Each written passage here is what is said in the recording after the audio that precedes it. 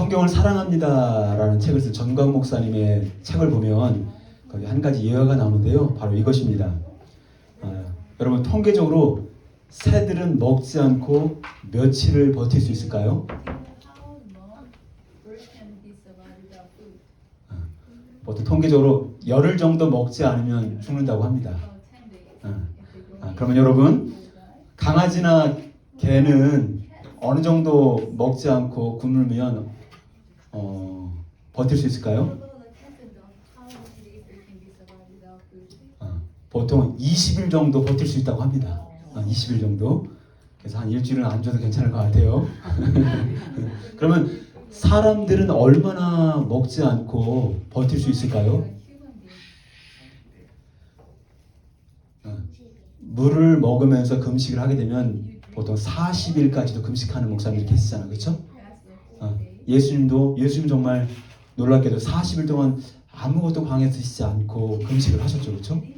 근데 보통 사람들은 15일 정도 아무것도 먹지 않고 있으면 굶으면 결국은 죽음을 맞이하게 된다고 합니다. 네.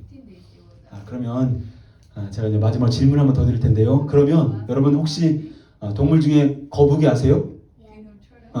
거북이는 며칠 정도 먹지 않고 버틸 수 있을까요?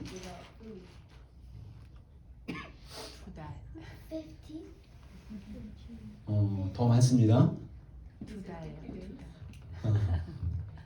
정말 놀랐습니다.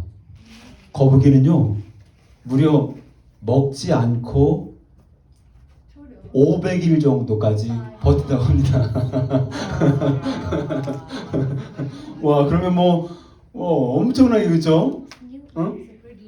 근데 겨우 힘 없이 생명만을 유지하는 거죠. 그렇죠? 그래서 여러분 정말 죽은 것과 다름없는 무기력한 모습으로 존재로 살아가는 크리스찬들을 우리가 뭐라고 부르냐면 거북이 교인이다 라고 얘기합니다. 옆에 있는 분들에게 거북이 교인은 아니시죠? 얘기 한번 해볼까요?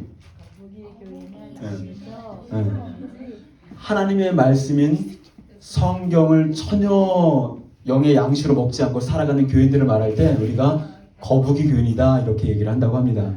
여러분 지난주에 저는 무엇을 전했습니까? 성령의 능력으로 속사람을 강건하게 하라는 주제 가지고 말씀을 전했습니다. 기억나시나요 여러분? 어떻게 한 주간 성령님을 찾고 구하고 더 의지하는 동행하는 그런 삶이 좀 되셨습니까? 그렇게 됐으라 저는 믿습니다. 여러분 잘 들으십시오. 지난주에 제가 성령으로 속사람을 강건하라고 말씀을 드렸을 때 에베소 3장 16절 말씀을 가지고 나누었습니다. 그렇죠 여러분? 그 영광의 풍성함을 따라 그 다음 어떻게? 너의 속사람을 성령으로 말미암아 강건하게 하옵시고 그렇죠? 근데 성령의 능력으로 강건하게 하는 말씀 다음에 에베소 5장 18절 말씀에 뭐라고 되어 있습니까? 술 취하지 말라 이는 방탕한 것이니 오직 성령의 충만함을 받으라. 그러면서 시와 찬미와 신령한 노래들로 화답해 찬양이 쭉 나오죠. 근데 골로새서 3장 16절 말씀을 보시면 어떻게 나왔냐면 골로새 3장 16절 말씀을 같이 한번 읽었으면 좋겠습니다. 같이 한번 시작. 너희 속에 풍성히 거하여 모든 지혜로 피차 권면하고 찬미와 신령한 노래를 부르며 부르며 감사하는 마음으로 하나님을 찬양하고. 보세요. 에베소 5장 18절 말씀과 19절 20절 말씀과 그 다음 골로새서 3장 16절 17절 18절 말씀의 구조가 너무 똑같다는 거예요 여러분. 근데 에베소서 5장 18절은 뭡니까? 성령의 충만함을 받으라. 근데 골로새 3장 16절은 뭐라고 합니까? 너희 속에 하나님의 말씀이 풍성히 거하게 하라 이렇게 되어 있다는 거죠. 그래서 많은 성경학자들은 뭐라고 합니까? 에베소와 골로새서를 쌍둥이 서신이다 이렇게 얘기를 합니다. 너무 비슷하거든요 구조가. 그리고 에베소 5장 22절에 아내들이요 남편들에게 어떻게 순종해야 되는지, 또 골로새서 3장 18절부터 아내들아, 그래서 성령 충만함을 받는 사람들이 남편과 아내들이 어떻게 삶을 살아야 되는지 정확하게 얘기를 해주고 있는데 그 성경적 구조가 너무 똑같다는 거예요, 여러분. 따라서 오늘 말씀을 선포합니다. 성령의 충만함을 받아 성령으로 말미암아 속사람을 강건하게 하는 그 원리가 뭡니까? 그리스도의 말씀이 풍성히 거할 때 우리들의 속사람이 강건해지는 은혜가 있다는 것입니다. 할렐루야, 할렐루야. 여러분, 말씀과 성령이 다른 것처럼 보이지만 결국은 말씀과 성령은 함께 움직이는 것입니다. 말씀이 역사했다 그러면 우리가 알기로는 성령이 역사하셨구나, 또 성령이 역사하셨다 말씀을 들으면 주님의 말씀이 일하셨구나, 이렇게 우리가 이해를 할 수가 있는 것입니다. 여러분, 에베소 6장을 보시면 영적인 군사에 대해서 우리가 말씀하고 있습니다. 그래서 어떻게 악한 사단을 물리치는지 7가지 무기를 말씀하시는데 뭐가 있습니까? 진리의 허리띠부터 시작합시다. 허리띠 있죠? 진리의 허리띠. 그 다음 뭡니까? 의의 흉배. 그 다음에 평안의 복음의 신이 있습니다. 그리고 믿음의 방패가 있습니다. 그 다음에 성령의 검, 곧 하나님의 말씀을 가지라. 그리고 구원의 투구가 있습니다. 그리고 무시로 성령 안에서 기도하라 라고 마무리를 짓고 있습니다. 근데 오늘 본문 보시면 같이 한번 말씀 읽어봅시다. 시작. 구원의 투구와 성령의 검, 곧 하나님의 말씀을 가지라. 여기 보시면 성령의 검, the sword of the spirit과 which is the word of God, 성령의 검을 하나님의 말씀과 동일한 것을 얘기하고 있다는 거죠.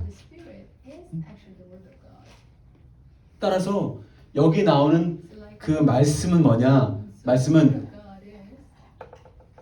성령은 푸뉴마, 여러분 들어보셨죠? 말씀이 나오는데 말씀이 로고스와 뭐가 있습니까? 레마가 있는데 로고스는 written word, 성경에 기록된 말씀을 로고스라고 합니다. 그런데 하나님의 입김에서 나와서 펄펄 살아있고 역사하는 그 말씀을 우리가 레마라고 합니다. 근데 여기서는 뭡니까? 레마의 말씀을 얘기하고 있다는 거예요. 그래서 성령께서 성경에 적혀있는 그 말씀이 살아서 움직이고 역사할수록 하는 것이 뭐냐? 이게 성령의 검이라는 거죠. 따라서 오늘 주님 말씀하시기를 성령의 충만함으로 여러분들의 속사람이 강건해질 수 있는 그 원리가 무엇입니까? 하나님의 말씀으로 우리의 속사람이 강건해지는 원리와 똑같다고 우리에게 말씀하고 있습니다. 그래서 요한복음 16장 13절 같이 한번 읽겠습니다. 시작.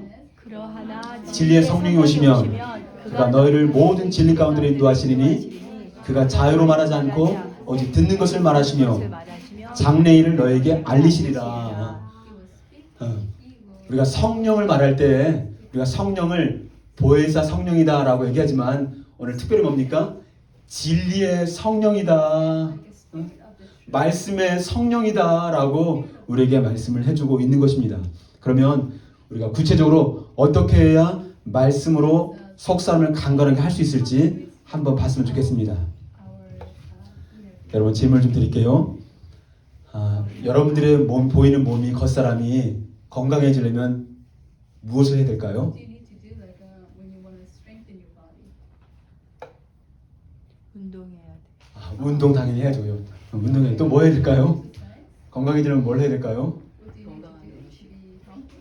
네. 음식을 그래요? 또 비타민을 먹어야 돼요. 또 건강해지려면 뭐 어떻게 됩니까?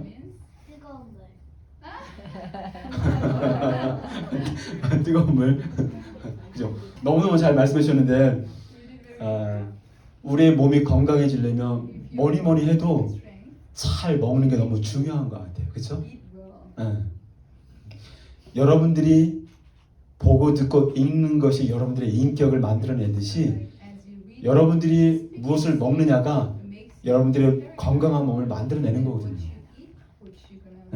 그래서 건강에 관련된 그 전문가들은 뭐라고 합니까? 가공된 식품 버려라.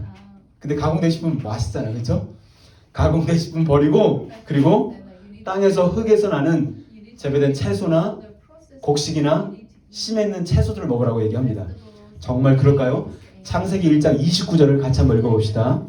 시작. 하나님이 이르시되 내가 온 지면에 심에 있는 모든 채소와 씨 가진 열매 맺는 모든 나무를 너에게 주노니 너희 먹을 거리가 되리라.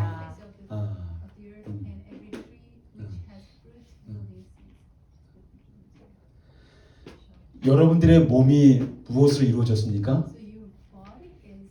창세기 2장 7절 통해서 여호와 하나님이 땅의 흙으로 사람을 지으셨다 말씀하십니다. 몸의 재료가 흙으로 만들어졌기 때문에 당연히 흙에서 나오는 씨 맺는 나무와 채소와 곡식을 먹을 때 우리가 건강해질 수 있다고 말씀하십니다. 여러분, 우리의 속사람도 사실은 마찬가지입니다. 여호와 하나님이 흙을 취해서 사람을 만드시고 그 다음 뭐라고 했습니까? 그 코에 생기를 불어넣어서 우리 인간이 생명이 되었다. 리빙 스피릿이 되었다. 우리에게 영을 불어넣어줘서 산영이 되게 하셨다. 그런데 아담과 하와가 자신이 하나님이 되고자 하고 불순종하는 바람에 어떻게 합니까? 하나님과의 관계가 완전히 분리가 되었다. 이것을 성경에서는 사망이라고 합니다. 몸이 죽은 것도 사망이지만 제일 성경에서 말하는 원리는 무엇이냐? 하나님과의 관계가 끊어졌다. 영이 죽었다는 게 무슨 말입니까? 영이 아무런 작용을 하지 못하는데 누구에 대해서? 하나님에 대해서. 에덴 동산에서는 하나님과 더불어 자연스럽게 대화하고 교제하는 존재로 만들어졌습니다. 그런데 불순종과 내가 하나님이 되고자 하는 그런 교만 때문에 하나님과의 교제의 끈이 끊어졌다. 이것이 사망이다 라고 얘기하고 있다는 거예요. 그래서 여러분들의 영이 죽었다. 그러나 영은 여전히 작용합니다. 예수님을 믿지 않는 사람들이 특별히 무당들의 세계에서는 영을 접하잖아요. 귀신들을 접하잖아요. 그러니까 하나님을 향하여서 하나님께 반응하는 영의 작용이 죽었다는 거예요. 그러나 다른 어떤 잡신이나 귀신들에 대해서 영은 얼마든지 작용하고 있다는 거예요. 근데 그 죽었던 영이 하나님을 인식하지 못했던 그 영이 다시 거듭나게 되었다. 살아나게 되었다. 어떻게 되었습니까, 여러분? 우리 같이 한번 베드로전서 1장 23절 같이 한번 읽어봅시다. 시작. 너희가 거듭난 것은 썩어질 씨로 된 것이 아니요 썩지 아니할 씨로 된 것이니 살아있고 항상 있는 하나님의 말씀으로 되었느니라. 우리 야고보서 1장 18절 같이 한번 읽어보죠. 시작. 그가 그 피조물 중에 우리로 한 천열매가 되게 하시려고 자기의 뜻을 따라 진리의 말씀으로 우리를 낳으셨느니라. 낳으셨느니라. 응? 응? 허물과 죄로 죽었던 우리의 영이 하나님의 성령과 말씀을 통하여서 다시 살아났다, 거듭났다 라고 이야기를 해주고 있다는 거예요, 여러분. 그래서 여러분들의 그 살아난 영, 리빙 스피릿, 그 살아난 영은 절대적으로 하나님의 말씀을 먹을 때 건강한 삶을 살 수가 있다는 것입니다. 할렐루야. 근데 여러분, 여러분들 속사람이 강건해지는데 가장 큰 영향을 주는 요소가 있는데 그것이 무엇일까요?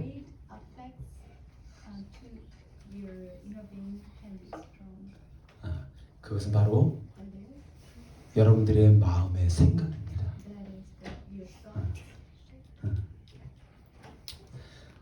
마음의 생각이 어떠냐에 따라서 우리의 속사람이 건강하기도 하고 그렇지 않은 것을 보게 됩니다. 로마서 12장 2절 같이 한번 읽어봅시다. 큰 소리로 시작. 너희는 이 세대를 본받지 말고 오직 마음을 새롭게 함으로 변화를 받아 하나님의 선하시고 기뻐하시고 무엇인지 분별하도록 하라. 그래, 우리 하윤이가 한번 영어 표현 뉴 리빙 트랜슬레이션을 한번 읽어볼까요? 시작. Don't. Don't copy the behavior and customs of this world, but let God transform you into a new person by changing the way you think. And you will learn to know God's will for you, which is good and pleasing and perfect. 요지가 무엇입니까? 이 세상의 행동과 문화를 패턴을 본받지 마라. 다시 말하면 이 세상에서 추구하는 세계관을 따르지 마라. 왜냐면 그것은 육신적인 가치관이기 때문에 그것을 따르면 편하긴 해요, 여러분. 편하긴 해. 육신의 가치관은 편하긴 합니다. 그러나 육신의 생각은 사망이다라고 우리에게 말씀하고 있다는 거죠. 우리가 육신의 생각과 가치관을 계속 세상의 가치관을 따라가면 결국은 어떻게? 내 몸은 편할지 모르지만 결국은 마귀의 종로를 타여 지옥에 가고 만다는 거죠. 그러나 여러분의 정체성이 옛사람이 아니고 new person, 새 사람이다. 너희들의 영이 깨어났다, 살아났다, 리빙 스피릿이 되었다. 그래서 이제는 여러분들이 하늘의 가치관, 하나님 말씀의 가치관, 성경적 가치관을 먹고 마실 때 여러분들의 속사람이 강건해질 수 있다는 것입니다. 할렐루야. 제가 예전에 교회 이제 권사님들이 모여 있던 그 모임에 가끔 이제 중보기도문을 인도하러 다닌 적이 있었습니다. 그러면 그 권사님들 앞에서 말씀을 전하면요, 굉장히 힘이 나요. 왜 힘이 날까요, 여러분? 너무 반응을 너무 잘하셔, 액티브하게. 조금만 말씀을 전해도 아멘 하시고 정말 말씀을 듣고자 하는 그런 어떤 마음이 너무 느껴집니다. 그래서 조금만 말씀을 전해도 막 너무 막 이렇게 반응을 하시고 막 듣고 싶어 하시고 알고 싶어 하시고. 근데 여러분, 우리가 영적인 존재이기 때문에 그런 상호작용을 서로가 느낄 수 있는 거예요. 여러분들도 한번 사람들을 가르쳐 보잖아요, 그렇지? 근데 어디서 가르치면 너무너무 쉬운데 어디서 가르치면 너무너무 어려워. 이게 서로 인터랙션을 하는 거거든. 그렇죠? 저는 여기서 말씀 나눌 때 너무 쉬워. 할렐루야. 막 힘이 나.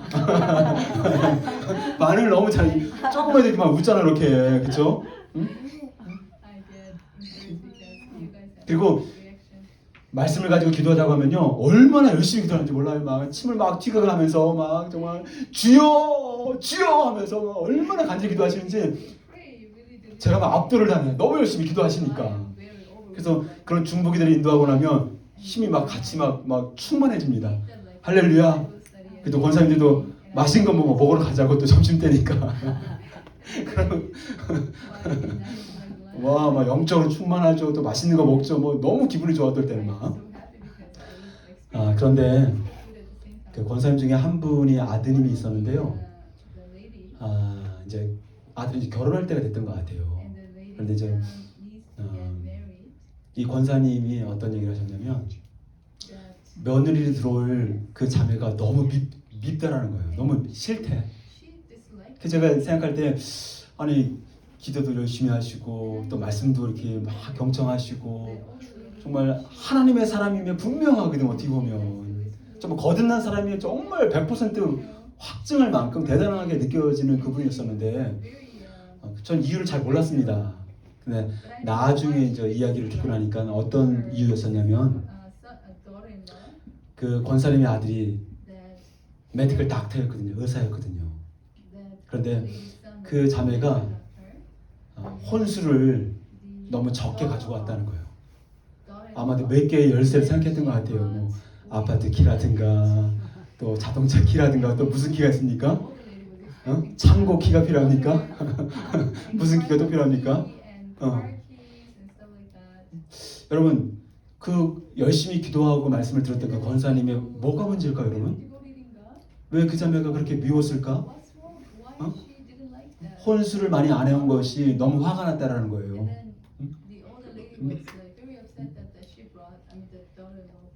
여러분, 우리가 아무리 10년, 20년 교회를 다녀도 하나님의 말씀으로 내 마음의 생각을 날마다 새로워 나가지 않으면 우리는 세상적인 가치관 속에서 우리는 거기에 속사람이 묶이고 마는 것입니다. 절대 변화가 일어나지 않아요, 여러분. 내가 교회를 다니고 주님을 섬긴다고 하는데 내 삶이 정말 변화가 안 된다. 아내에게 양보하지 못하고 또 아내의 어떤 단점만 얘기하고 사람을 정말 이렇게 백바이팅하고 예수를 믿어 전혀 변화가 일어나지 않는다. 무엇입니까? 마음의 생각을 새롭게 하지 못하기 때문에 그렇다는 거예요, 여러분. 그래서 우리들의 삶이 하나님의 세계관, 하나님의 말씀을 통한 가치관으로 조금씩 매일매일 성장하지 않으면 우리도 열애가 없어요, 여러분. 권사님만 문제가 될 수 있을까요? 그렇지 않아요. 우리들도 마찬가지입니다. 우리들도 아이들을 대할 때 어떨 때는 제가 아이들에게 잠깐 뭔가 훈계 뭐 이렇게 가르쳐 주고 싶은 게 있어요. 근데 결국은 아이들에게 이렇게 잔소리로 이렇게 연결이 되거든요. 여러분, 그 잔소리의 뒤안길에 마지막 히든 카드가 뭔지 아세요, 여러분? 결론은 뭐냐? 너희들 학생이니까 공부 제대로 해, 이거거든요. 뭐냐? 저희 생각과 마음 속에 공부하지 않으면 안 된다는 거, 공부해야 성공한다는 거, 공부해야 너가 인정받고 살아갈 수 있다, 이런 세상적 가치관이 꽉 차고 있다는 거예요, 여러분. 정말 주님 앞에 해결받지 않으면 우리 아이들 날마다 잡는 거예요, 그냥 잡는 거. 겉으로는 아이들을 위해서 하는 이야기인 것 같지만 그 뒷배경을 쭉 들어가 보면 나의 새롭게 되지 못한 그 마음의 생각들 때문에 나의 속사람이 병들어 있다는 걸 보게 되는 거예요. 근데 이런 것들을 잘 생각해 보십시오, 여러분. 잘 생각해 보십시오. 그래서 고린도후서 10장 5절에서는 모든 이론을 파하며 하나님 아는 것을 대적하여 높아진 것을 다 파하고 모든 생각을 사로잡아 그리스도에게 복종케 하니, 무슨 말입니까? 모든 이론, 세상에 있는 정말 세상적 모든 이론을 다 파라, 다 내려놔라. 하나님을 아는 것을 대적하여 높아진 것을 다 파라. 우리는 인생의 삶을 살면 조금만 기도 제목이 이루어지지 않아도 하나님 이루어질 수 있습니까? 하나님 저러실 수 있어요? 이렇게 원망할 수 있어요, 여러분. 그러나 제가 개런티합니다. 하나님은 항상 100% 오르신 분이십니다. 할렐루야. 저도 청년 시절에 하나님에 대한 어떤 의문들, 왜 하나님 이러셨을까, 왜 저러셨을까 생각들을 많이 했습니다. 그런데 여러분, 솔로몬의 재판을 좀 기억하십니까? 아이를 재우다가 결국은 아이가 죽잖아요, 그렇죠? 죽게 되는데 진짜 가짜 엄마가 아기를 취해서 자기 아들이라고 하니까, 자기 자녀라고 하니까 재판이 벌어졌습니다, 그렇죠? 근데 그 재판이 벌어진 순간에 어떤 일이 벌어집니까? 정말 하나님 앞에 지혜가 충만했던 솔로몬이라고 소문이 자자하게 났어요, 그렇죠? 근데 재판을 받는데 뭐라고 합니까? 결론은 뭡니까? 솔로몬이 너희 엄마도 되고 너희 엄마도 되니까 그래, cut in two, 두 조각 잘라버려서 반반씩 줘. 근데 제가 그 현장에 있어요, 여러분. 상상을 해보십시오. 근데 그 솔로몬의 재판을 딱 보면서 어떤 마음입니까? 그리고 제가 그 솔로몬의 재판 자리를 떠나갑니다. 밖에 나가서 동네에 있는 사람들에게, 제 아내에게, 솔로몬 걔 진짜 타락했어. 아니 도대체 재판을 그걸 재판이라고 하는 거야? 아니 살아있는 아기를 반으로 잘라서 나눠주라는 거야. 그게 말이 되는 소리야? 솔로몬 진짜 완전 타락했어. 진짜 나쁜 놈이야. 이렇게 제가 욕을 하고 다녔다면 여러분들 어떤 생각이 드세요? 제가 옳습니까? 아니면 솔로몬이 옳습니까? 근데 많은 문제에 있어서 우리가 이런 식으로 행동하고 판단하기도 한다는 거예요. 합력의 선을 이루시는 그 하나님을 인정하고 그분이 옳다는 것을 인정하기보다 끊임없이 새로워지지 않은 나의 생각들 때문에 하나님을 자꾸 평가한다는 거예요, 우리가.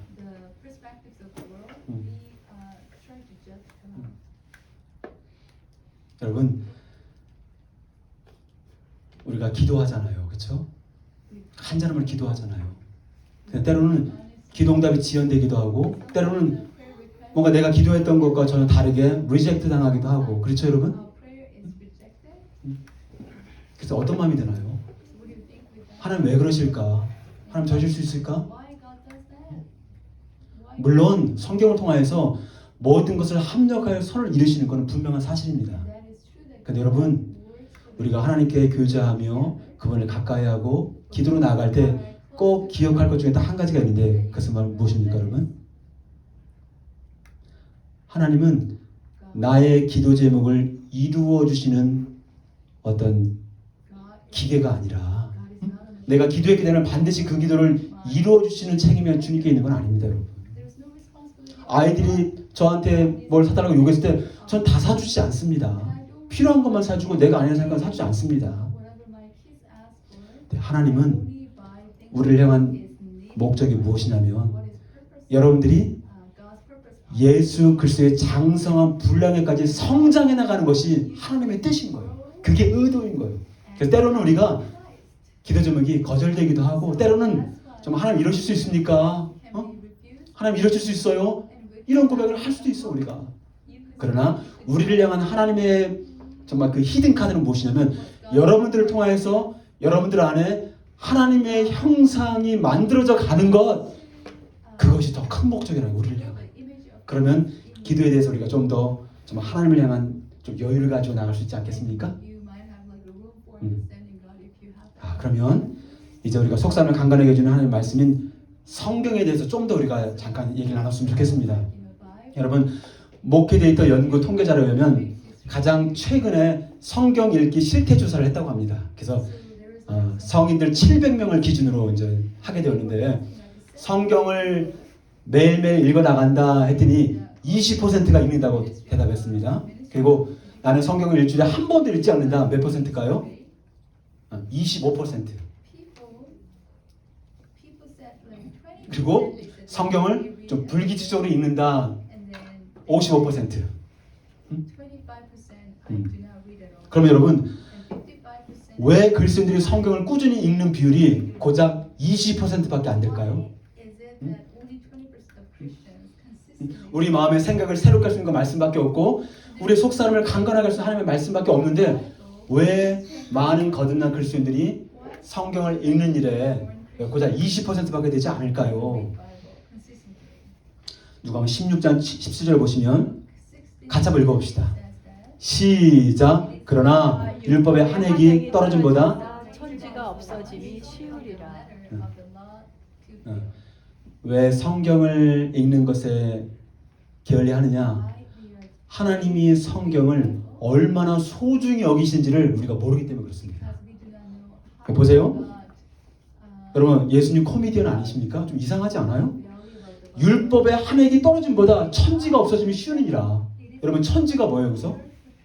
활용자면 천지가 뭐예요 여기서? Heaven and earth. 하고 하늘과 땅이래. 아니 율법의 한 획이 도대체 뭐길래 율법의 한 획이 떨어짐이 천지가 없어지는 게 더 쉽대. 지금 비교하고 있잖아. 천지와 율법의 한 획을 비교하고 있어요 여러분. 그 다음 마태복음 5장 18절을 같이 봅시다. 시작. 진실로 너에게 이르노니 없어지기 전에는 율법의 1.1획도 결코 없어지지 아니하고 다 이루리라. 천지가 없어지기 전에는 율법의 1.1획도 결코 없어지지 않는다. 천지는 없어질지언정 하늘과 땅은 없어질지언정 율법의 1.1획은 절대 없어지지 않냐고 그 율법의 1.1획이 다 이루어진다. 이게 도대체 뭡니까? 지금까지 뭐 6,000년의 역사입니까 우리가? 정확히 제가 연도를 제가 말할 수 없겠지만 6,000년의 역사를 쭉 지켜봤을 때 조상들도 살았고 선조들도 살았고 지금까지 하늘과 땅을 디디면서 우리가 살아왔는데 하늘과 땅이 없어지는 게 더 쉽대. 율법의 한 획이 떨어지는 것보다. 이게 도대체 뭡니까?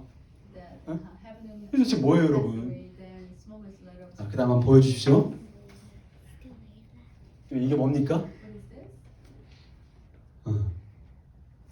이제 앞으로 장성현 전사님이 이제 들어가서 배우게 되는데 히브리어 알파벳이 전부 몇 개입니까?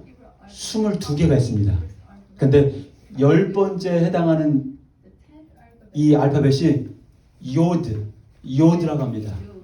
근데 Yod is the smallest letter. 22개의 히브리어 중에 요드라는 것이 가장 작은 문자예요, 여러분. 그래서 성경에서 말하는 율법의 1.1핵이라고 할 때 1점이 이겁니다. 가장 작은 거. 1점에게 1점. 그 다음은 1획. 1획은 뭔가? 넘어갑시다. 여기 보이죠? 여기 이제 오른쪽에 보시면 스트로크.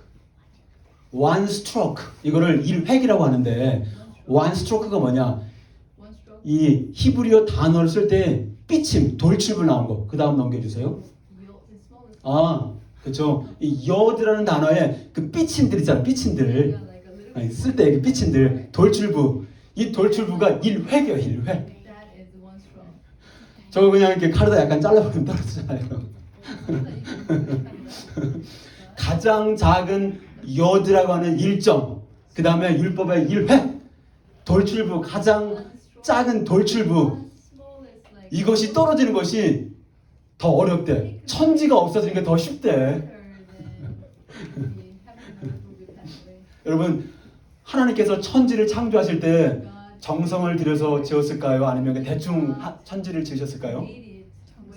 그치? 얼마나 정성을 들여서 빛이 있으라, 또 물과 묻을 나누고, 동물들, 사람들 얼마나 정성을 들여서 천지를 지으셨습니까? 하늘과 땅을 지으셨습니까?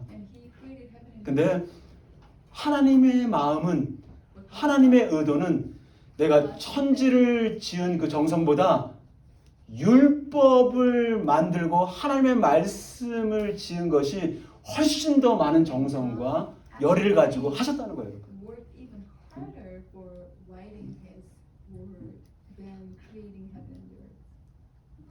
하나님께서 천지는 없어져도 율법의 1점이라고는 절대 없어지지 않는다라고 말씀하시는 이유는 그만큼 하나님께서 천지보다 나중에 요한계시를 쭉 보시게 되면 하늘이 내려오잖아요, 여러분. 결국은 이 땅에 존재하는 하늘과 땅은 다 사실은 사라지게 됩니다. 그런데 남는 게 무엇입니까? 남는 것은 여러분들의 영혼, 그리고 여러분들이 전도한 영혼들, 사람이라는 영혼이 남고, 그리고 주의 말씀은 영혼이 남습니다. 할렐루야. 풀은 시들고, 풀은 마르고, 꽃은 시드나 주의 말씀은 세세토록 있을지어다 말씀하십니다. 따라서 디모데후서 3장 16절을 같이 봅시다. 시작. 모든 성경은 하나님의 감동을 된 것으로 교훈과 책망과 바르게함과 의로 교육에 유익하니 이는 하나님의 사람을 온전하며 모든 선한 일을 행할 능력을 갖추게 하려 함이라. 보시면 15절 말씀에 성경은 구원에 이르는 지혜가 있게 하셨다고 말씀하셨어요. 근데 여기 두 번째 보니까 뭡니까? 교훈과 책망과 바르게 함과 의로 교력하기에. 여러분들이 예수 안에서 온전한 속 사람이 건강한 삶을 살아가는 것은 성경으로밖에 가능하지 않다는 거예요.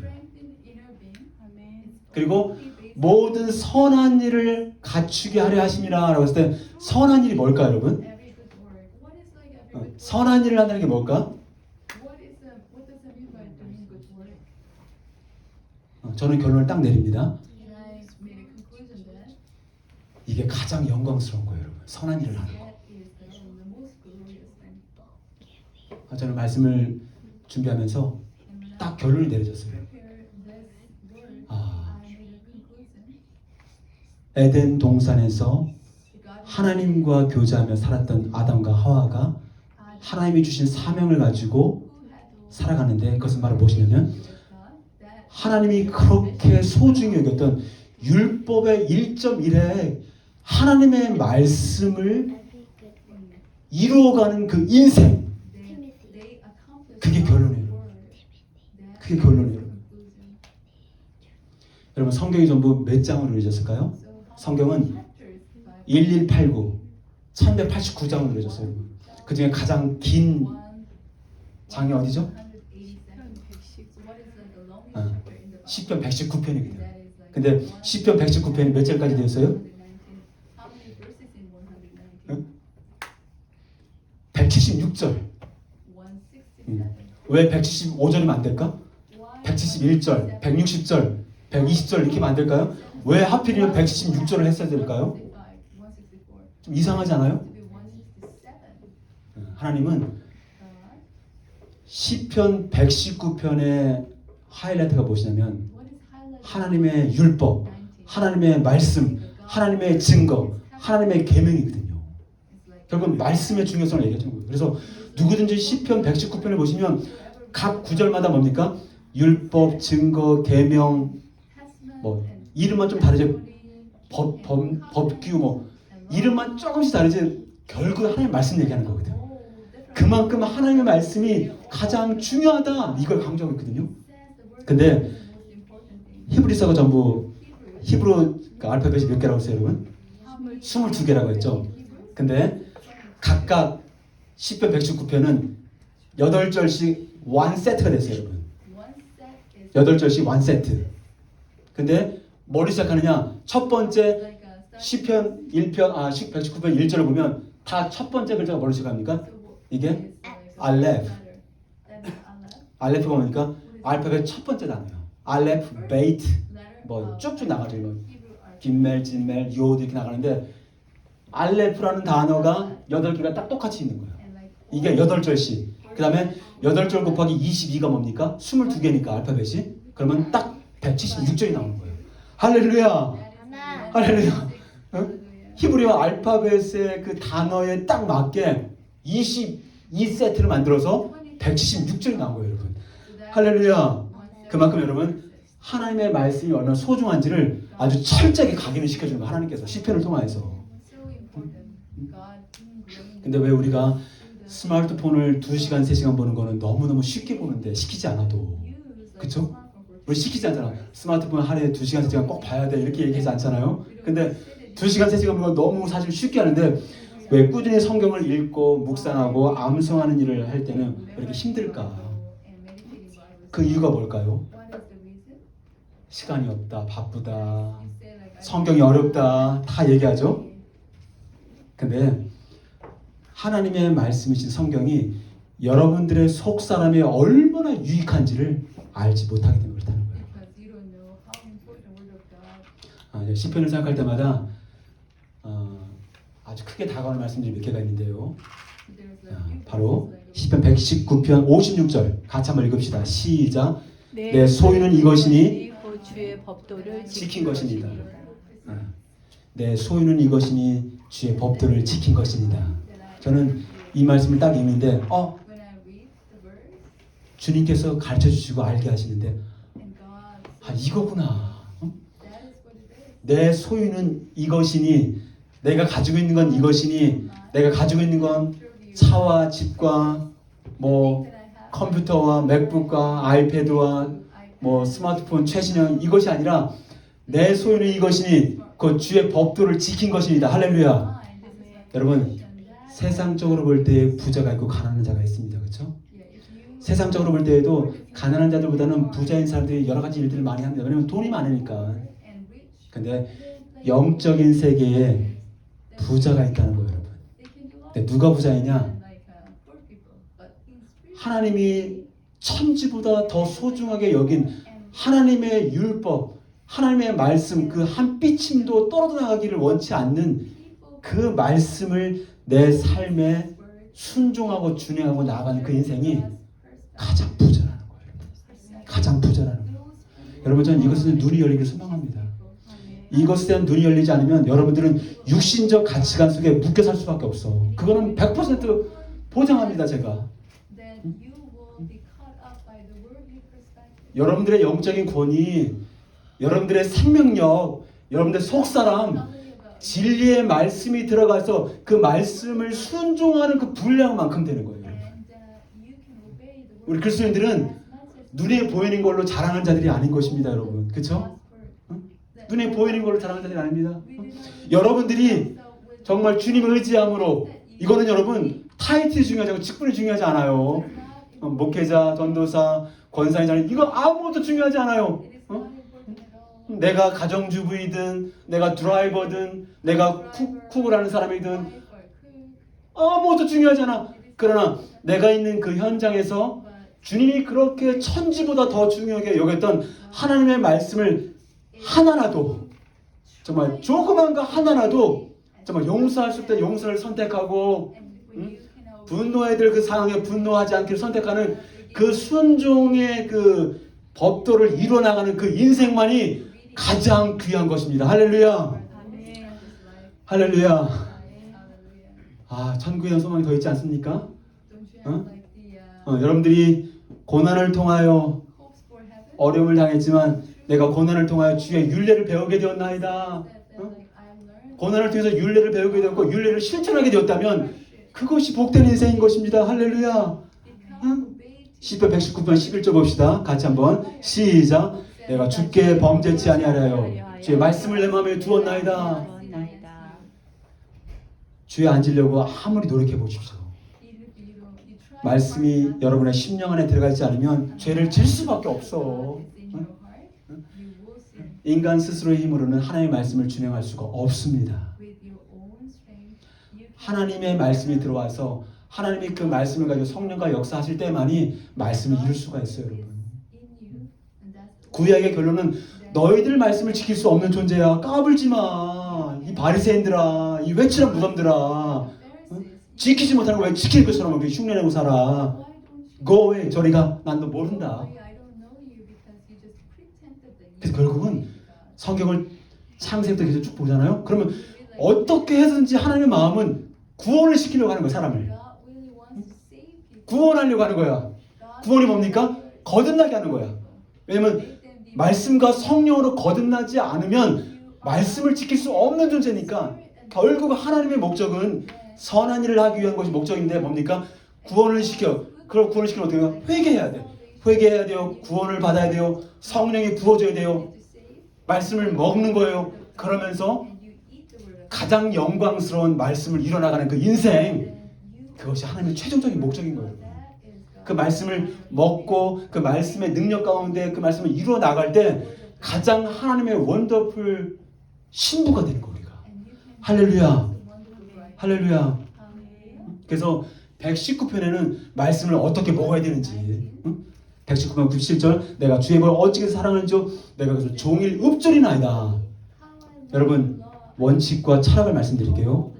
기도할 때 조용히 하지 마세요. 여러분. 기도할 때 소리를 내서 하십시오. 그게 성경적인 원리예요, 여러분. 그게 성경적인 원리예요. 유대인들은 기도할 때 절대 조용히 하지 않습니다. 중얼중얼합니다. 떠들어댑니다. 이게 성경의 원리인 거예요, 여러분. 기도할 때는 소리를 내십시오. 선포하십시오. 그리고 말씀을 종일 읊조리나이다.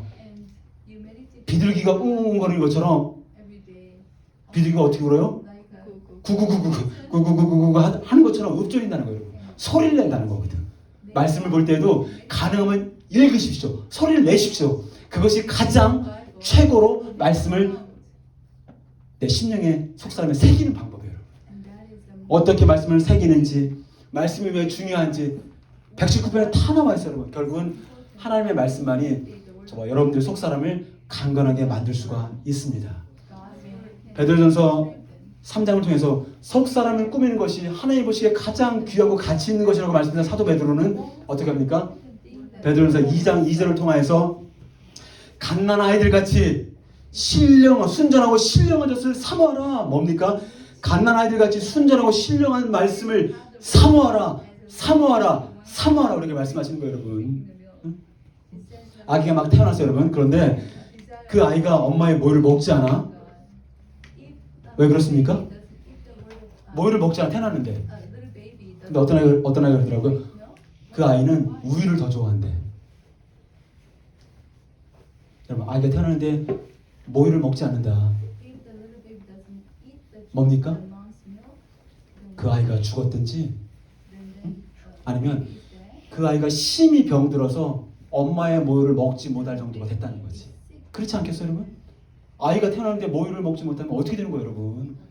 그 아이가 죽었든지 아니면 그 모유를 정말 먹을 수 없을 만큼 힘이 병들어 있든지. The baby is sick or 자, 마찬가지로 하나님의 말씀을 내가 거듭났다고 하는데 전혀 먹지 않고 거북이처럼 500일, 600일, 700일을 버티고 있다면 그거 뭡니까? and then you just sustain your life as a like 그거 뭡니까? 500 days. 응? What happens? 응? What is that? What does that mean?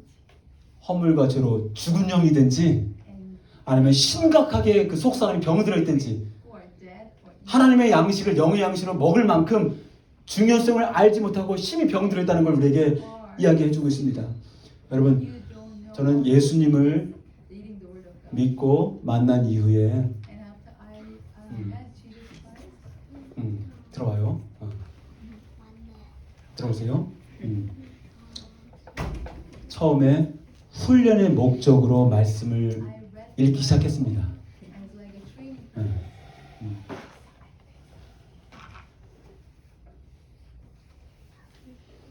구체적인 훈련의 과정을 통해서 큐티를 하기도 하고 말씀을 읽기도 하고 또 지루하리만큼 말씀을 또 정말 싫어하기도 했어요, 사실은요.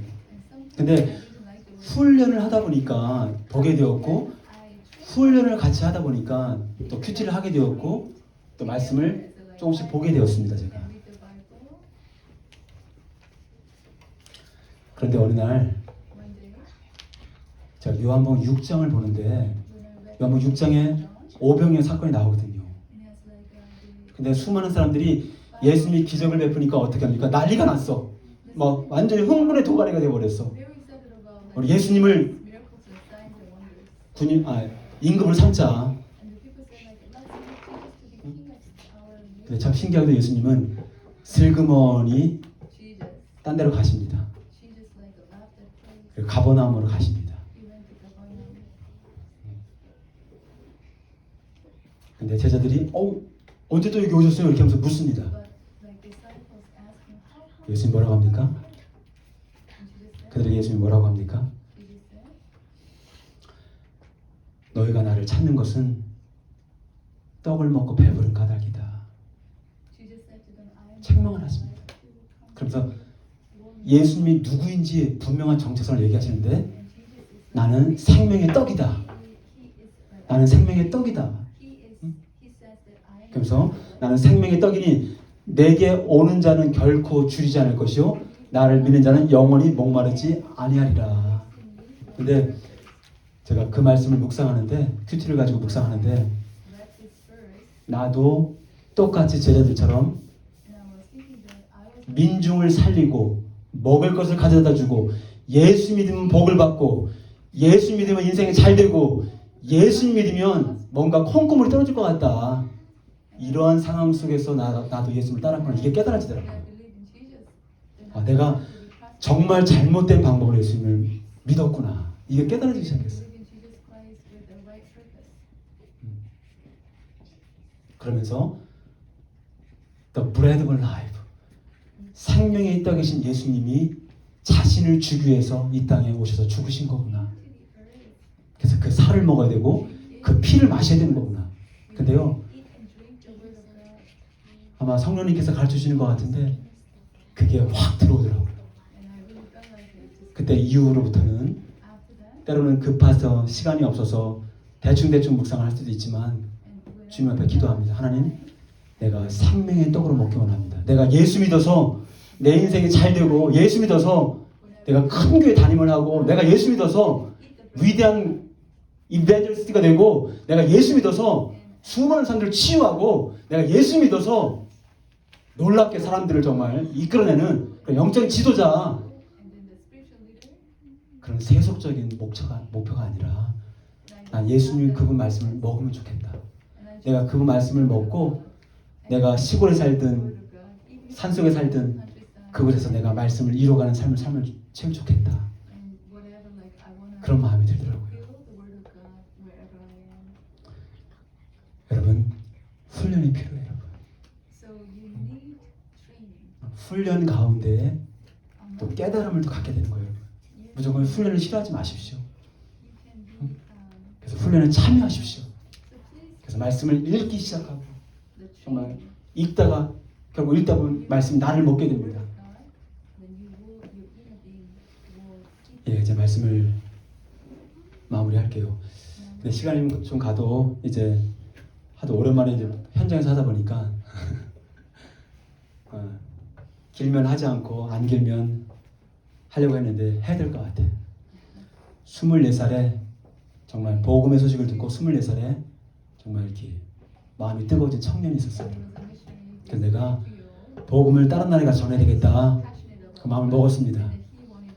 그래서 영국에 있는 런던 선교에 가서 나를 선교사가 되기 원합니다. 그랬더니 다 점검해 보더니 아 그래 중국에 선교사가 필요하니까 중국에 선교사 파송해 주겠다.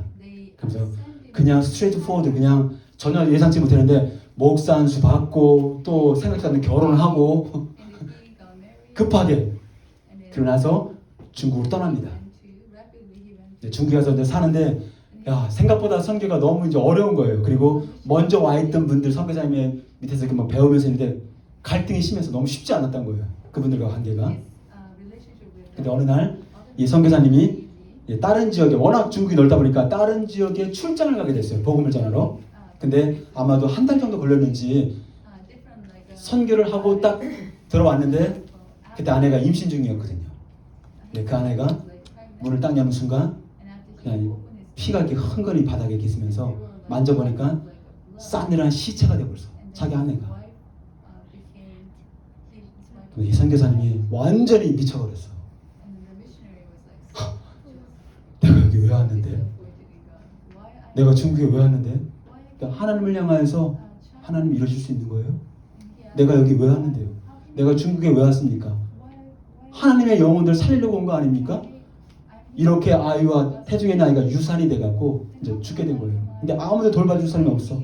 그래서 이제 죽게 된 건데 피를 흘리고 그러면서 이렇게 뱃속에 있는 아이가 태어나지 못하고 그리고 이 아내가 뭘 잘못했다고 이렇게 죽는 것이 하나님의 뜻입니까?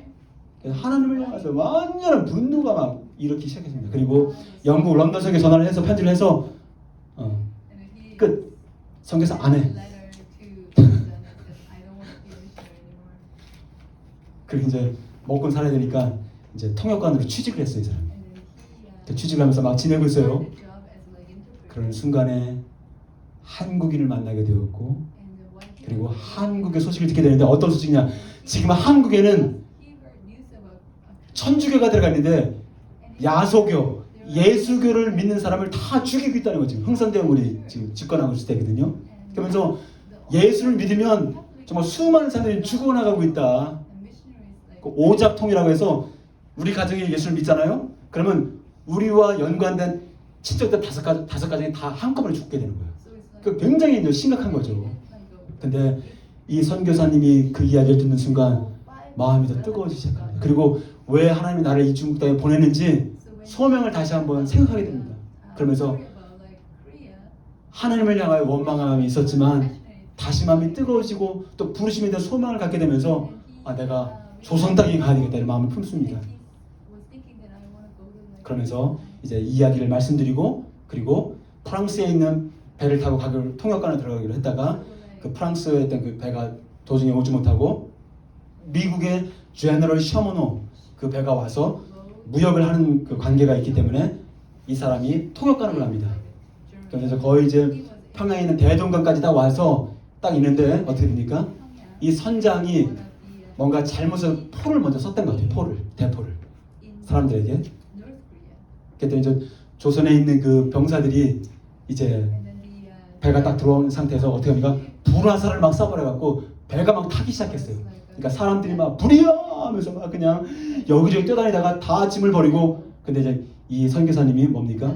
성경책을 가지고 갔다는 성경책을 한 400~500권 그래서 성경책을 딱 이 병사들이 앞에 이렇게 있으니까 물 가까이에 던지는 거예요. 뿌리는 거예요. 이렇게 뿌리는 거예요. 성경 받으라고 야소 믿으시오 야소 믿으시오 야소 믿으시오 야소 믿으시오 쭉 뿌렸습니다. 그리고 이 선교사가 밖으로 무트로 나가서 하게 되는데 결국은 이제 어떻게 합니까? 앞에 딱 잡혀나가서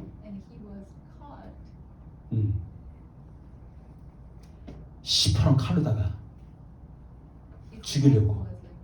근데 그때 시퍼런 칼을 들고 있던 사람이 누구냐면 박춘권이라는 박춘권 군인이었죠.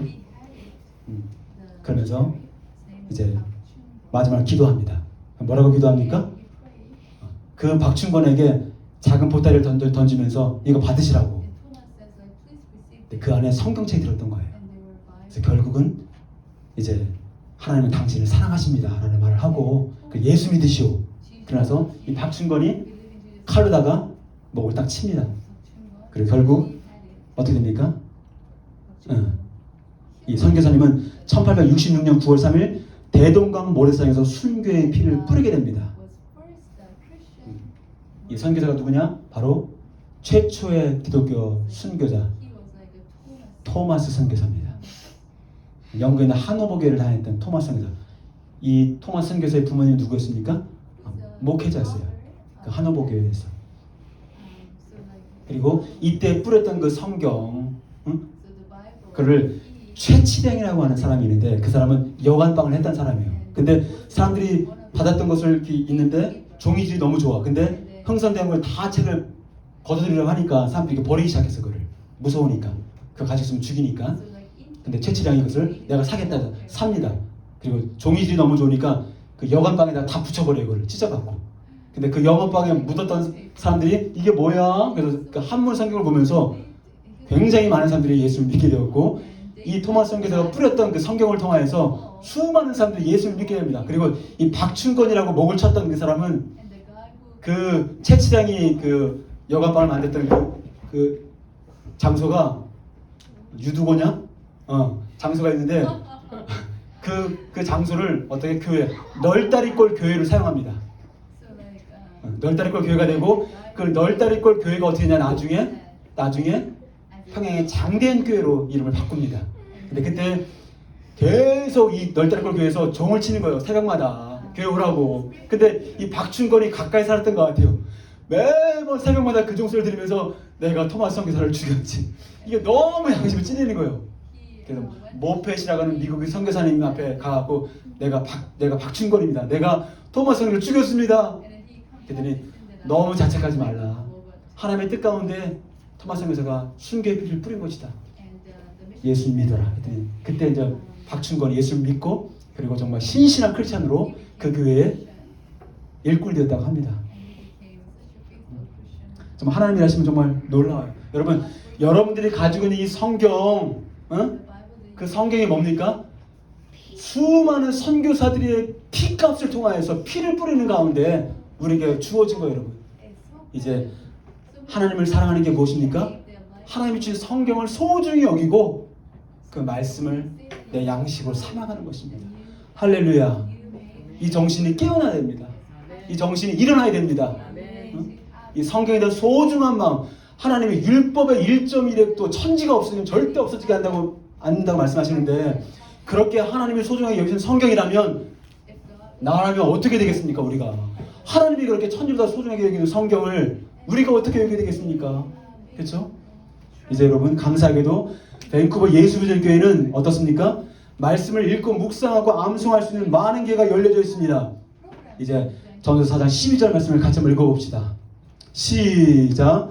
한 사람이면 패하겠거니와 두 사람이면 능히 당하나니 삼겹줄은 쉽게 끊어지지 아니하니라. 제가 선포합니다. 혼자서 말씀 읽는 거, 혼자서 성경 읽고 하는 거 어렵습니다. 힘듭니다.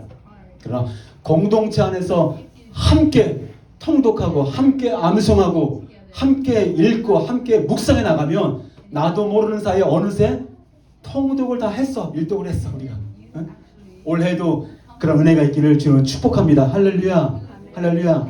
여러분 그러나 마귀는 여러분들 아니 혼자 할 수 있어. 계속 유혹합니다. 왜 혼자 하게 하라고 할까요? 우는 사자처럼 혼자 있게 만들어서 삼키고 잡아먹으려고 하는 거예요. 절대 혼자 하려고 하지 마요. 신앙생활은 절대 혼자 하는 것이 아닙니다. 그래서 공동체가 필요한 것입니다. 그래서 하나님은 서로 위로하고 서로 사랑하고 어떻게? 서로 격려하라 우리에게 말씀하십니다. 할렐루야. 할렐루야. 올 한해 예수비전교회 안에서 서로 격려하고 위로하고 사랑하는 가운데 하나님의 말씀을 통해서 우리의 심령이 석 사람이 강건해지는 은혜가 있기를 주님으로 축복합니다. 할렐루야.